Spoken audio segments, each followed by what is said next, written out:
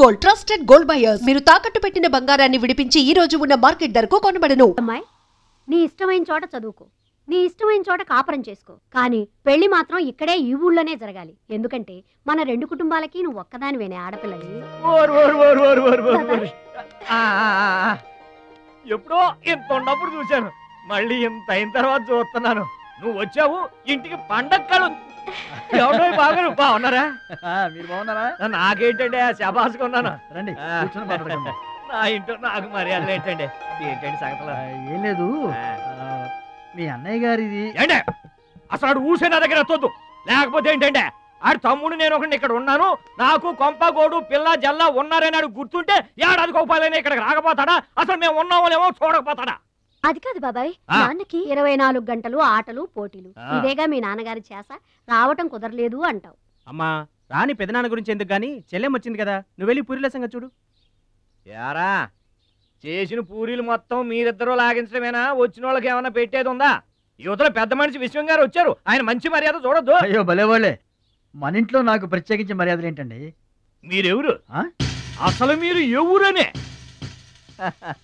20 ఏళ్ళగా మా అన్నయ్య మీ ఇంట్లో అద్దెకుంటున్నా ఏనాడన్నా మీరు ఆయన అద్దె మనిషిలో చూసారా?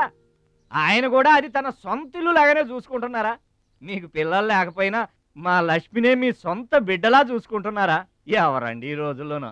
మీకు కాకపోతే ఇంకెవరికి చేస్తామండి మర్యాదలో? సర్లేండి, మర్యాదలు ఏముంది కానీ ఇంతకీ అమ్మాయి నేను ఇక్కడికి వచ్చింది ఎందుకు? అదే ఊళ్ళో. నేను అడగను, అది ఎంత ముఖ్యమైన పని అయినా సరే నేను పట్టించుకోను గాక పట్టించుకోను.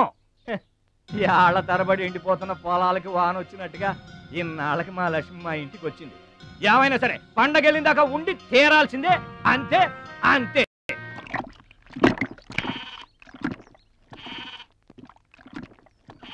మేక నమ్ముకురమ్మని పంపిస్తే మరిది గారు మళ్ళీ వెనక్కి తెచ్చారెందుకో? కంచాల టైంకి మాత్రం టంచరగా వచ్చి కూర్చుంటాడు. అడగరేంటి బావగారు? అడుగుతా, ఏరా మాట్లాడకుండా పోతామే? అమ్మలేదా? ఎలా అమ్మంటావు అన్నయ్య? ఇది తల్లి కడుపులోంచి బయటపడుతున్నప్పుడు కింద పడితే ఎక్కడ దెబ్బ తగులుతుందో అని ఈ చేతులతో పట్టుకున్నవాడిని, మళ్ళీ అదే చేతులతో తల్లి నుంచి బిడ్డను వేరు చేసి కసాయివాడికి అమ్మడానికి నాకు మనసు రాలేదన్నయ్య. విన్నారా? వింటున్నా. ఆయన దొక్కడిదే జాలిగుండే, మనం మాత్రం కసాయోళ్ళం. బాబాయ్ మొదటి ముద్ద నాకు. నీకు పెట్టాకే నేను తింటానమ్మా. వాసన చంపేస్తాను. అయినా నీకు పెట్టింది తినకుండా అందరి కంచాల మీద ఎగబడతావే? ఎందుకు వదినా దాన్ని తిడతావు? అన్నం నిజంగానే వాసన వస్తుంది. ముప్పొద్దులో 3 గంగాళాలు వేడన్నాలు వండి మార్చడానికి ఇక్కడ ఎవరు తిరిగ్గా లేరు. అయినా మిగిలిపోయిన అన్నం బయట పారేసుకుంటారా ఏంటి? ఎవరింటో తింటలేదు. అలాంటప్పుడు అన్నం మాకు కూడా పెట్టచ్చుకోవద్దునా? అక్కడికేమో మీ తమ్ముడి మీద మీకు ప్రేమ ఉన్నట్టు, మాకేమో లేనట్ట. ఉన్నదేదో పెట్టాం, దిగితే ముద్దు మింగమనండి, లేకపోతే వెళ్ళి చేయి కడుక్కోమనండి. ఎందుకేమన్నా తాడిపోసుకుంటావు? మీ ఇద్దరం చేసే పని వాడు కూడా చేస్తాడు. మన నలుగురిని తినే తిండి ఒక్కడే తింటాడు. పొగరికిన పోతురాదికి పాడెక్కువ, పాలిచ్చే గేదెలు ఎక్కువ అన్నట్లు తోల బిస్కేం తక్కువ లేదు. ఏం పిలవక్కర్లేదు.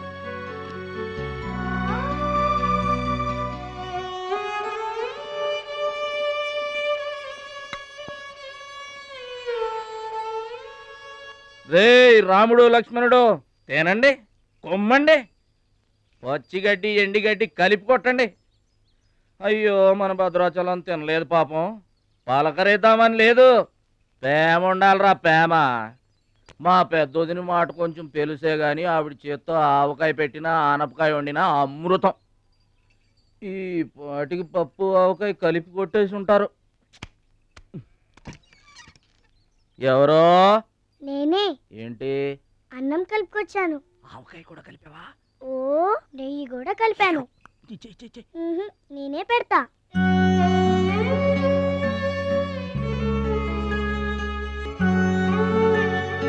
ఏంటి ఏడుస్తున్నా?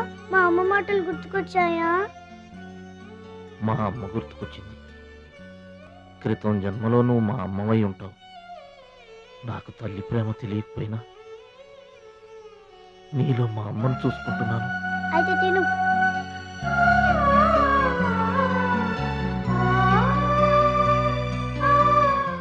ఏంటి చెల్లె చూస్తున్నావు? అతను వాడి గురించి ఒక్క మాట మాట్లాడినా వేస్టే. పనికి మాలిన వెధవ, సోంబేరి, తిండి పోతు. ఆయన తిండి సరే, ఈ తిండి దేనికి? రేపు పోటీలు కదా, గెలుద్దామని గెలుద్దామనే ఆ సెటప్ ఏంటి? వాడు వేస్ట్ అయితే వీడు సూపర్ వేస్ట్ కదరా అన్నయ్య. నువ్వు చెప్పింది కరెక్టే.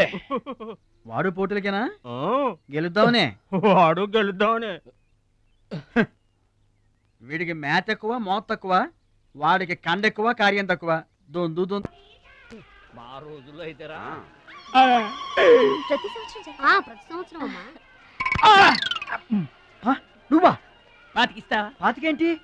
పాలా ఇస్తావా? పావలా ఏంట్రా? పోనీ ఊరికే ఇస్తా. ఏంట్రా నువ్వు ఉంది అంటే? అదేగా, అదే. నిన్ను చంపేస్తాన్రా. ఇసుక బత్తాలు ఎత్తుతుంటే ఆడోళ్ళు ఇరగబడి చూసేవాళ్ళు. పిచ్చాయి బావా, పిచ్చాయి ఎడు. ప్రతి సంవత్సరం లాగానే ఈ సంవత్సరం కూడా జరగబోయే శ్రీరామనవమి పోటీలను మన ఊరి సర్పంచ్ గారు ప్రారంభిస్తారు.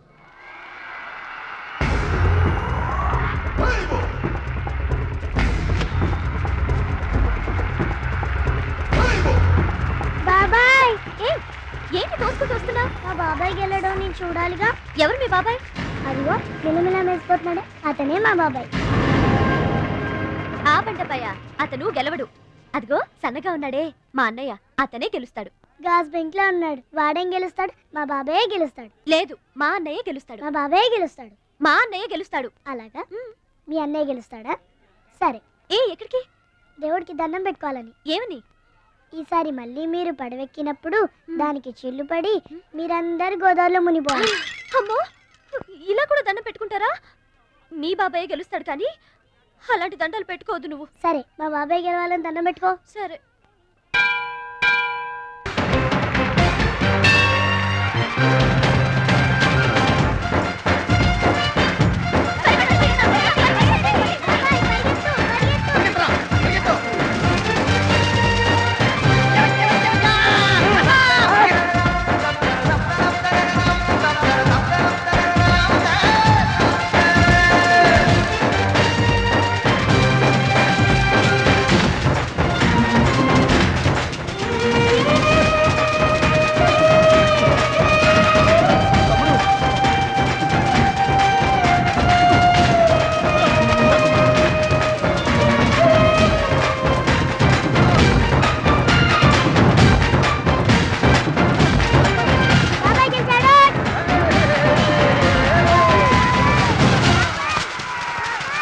అయితే ఏంటి ఇప్పుడు? ఆడి గుండె జబ్బు వస్తే నేను డబ్బులు ఇయ్యాలా? మీరిచ్చేదే ఉంది బాబాయ్. మా పొలం ఉంది కదా, అది అమ్మి. ఆహా, అమ్మి డబ్బు ఒట్టుకుపోదామని వచ్చావన్నమాట.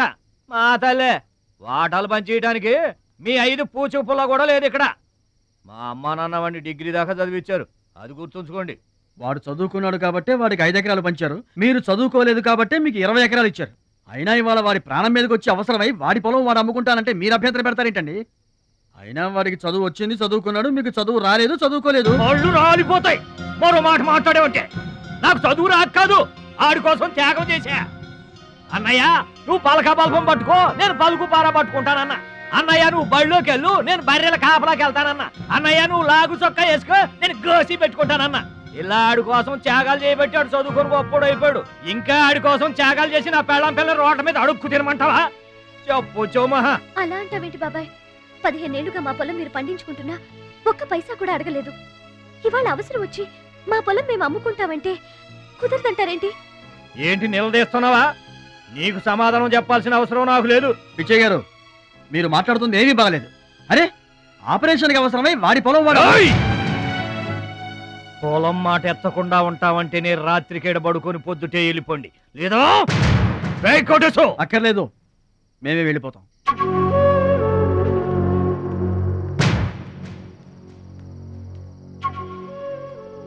మీరేం బాధపడకండి, ఊరేం గొడ్డుపోలేదు. అమ్మా మహాలక్ష్మి, మీ నాన్నకి మీ బాబాయికి రాముడికి రావణాసురుడికి ఉన్నంత తేడా ఉందమ్మా. చట్ట ప్రకారం ఈ పొలం మీదే, దాన్ని మీరు ఎప్పుడైనా ఎవరికైనా అమ్ముకోవచ్చు. కావాలంటే మేము కూడా సాయంగా ఉంటాం. ఏంటి మీరు పంచాయతీ ఎట్టగానే పంచాయతీ అడిచిపోయి పరిగెత్తుకుంటా వచ్చి మీ కాళ్ళ కడబడతాం అనుకుంటున్నారా? ఏయ్, పిచ్చి పిచ్చి వేసారంటే పొలంలో కలుపుని తీసినట్టు తీసి అవసరం మారేట అనుకుంటున్నారా? పిచ్చియా, నోరు జారుతున్నావు. నోరు జారటం కాదురా, మధ్యలో ఎవడైనా మాట్లాడాడంటే మెడకాయలు తెగిపోతాయి. ఏంటండి మరి అన్యాయంగా మాట్లాడుతున్నారు? ఎవడ్రా నువ్వు? ఎవడ్రా నువ్వు? ఇది మాకు సంబంధించిన విషయం. మధ్యలో మాట్లాడటానికి ఎవడివిరా నువ్వు? బాబాయ్, మీరు మర్యాద లేకుండా మాట్లాడుతున్నారు. మర్యాద ఎక్కువ ఇచ్చాను కాబట్టే ఇంకా ఈ ఊళ్ళో ఉన్నారు. మళ్ళీ మర్యాదగా చెబుతున్నాను, గోదావరి దాటి అవతలకి వెళ్ళిపోండి, లేకపోతే గోదట్టు కలిపేస్తా. పిచ్చయ్య గారు, మేము ఊరు వచ్చింది పొలం అమ్మి డబ్బు తీసుకెళ్ళడానికి. ఆ పని కాకుండా కదలం.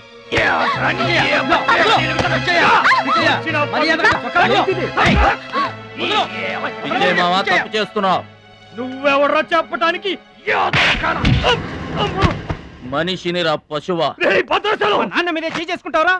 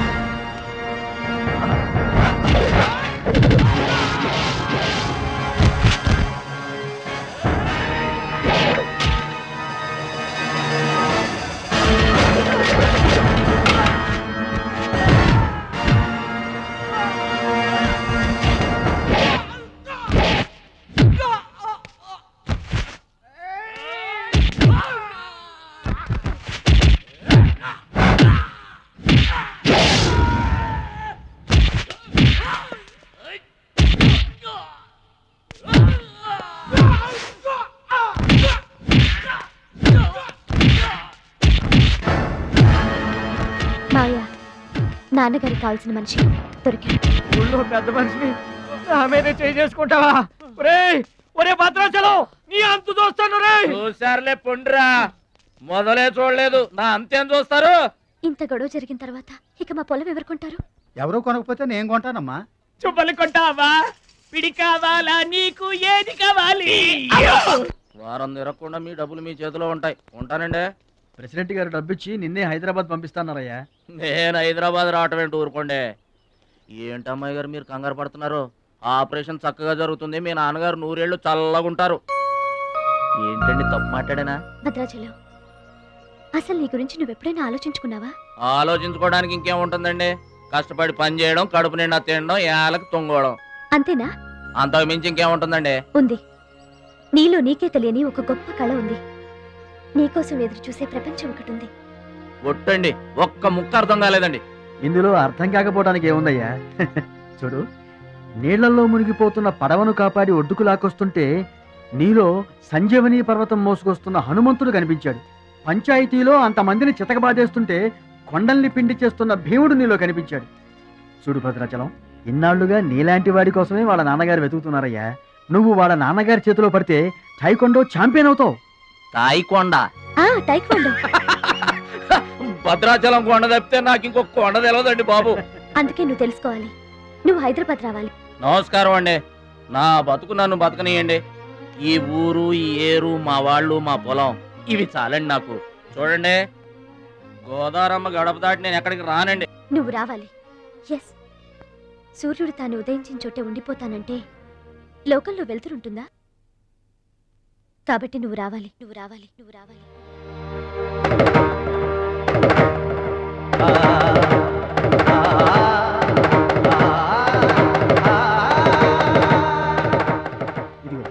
ఇది మా అడ్రస్ కార్డు. నువ్వు ఎప్పుడైనా రావచ్చు. ఏమా బయలుదేరదాం?